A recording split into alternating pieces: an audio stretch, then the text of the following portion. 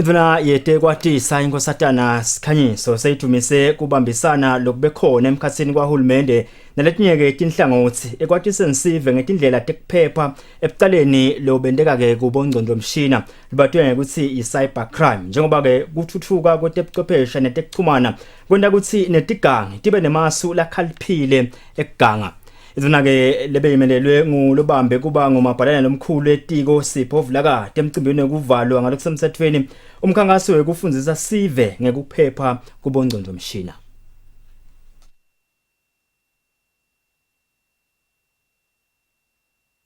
Kutfutfuka kwetebuchwepheshe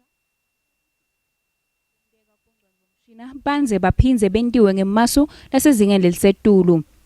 Loko kwende ukuthi uHulumende ancume kufundzisa sive ngetindlela lesingativikela ngato lebekwenteka ngemkhankaso lowaqala nakucala lenyanga lesetulu losite kucubungula tinhlobo tekuganga letenteka kubongcondvomshina.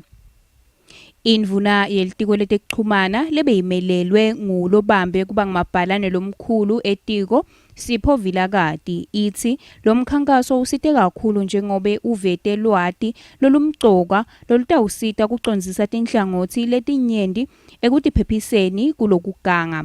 More importantly, as we close this month, but not the campaign, we have seen that life is full of scams.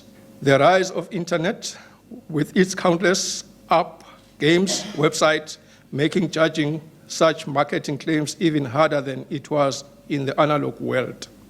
When confronted with this overwhelming possibility, many parents understandably give up on trying to steer their children towards the safest online experiences.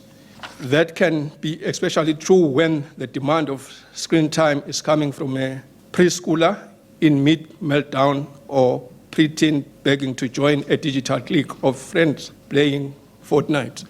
Hanging over your phone or hoping for the best has become a essential parenting experience of digital age.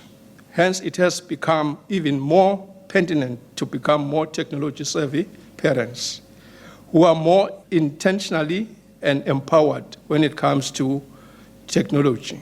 Getting this requires rethinking how you view a child's safety on the internet by expanding the definition beyond traditional fears, strangers and bullies.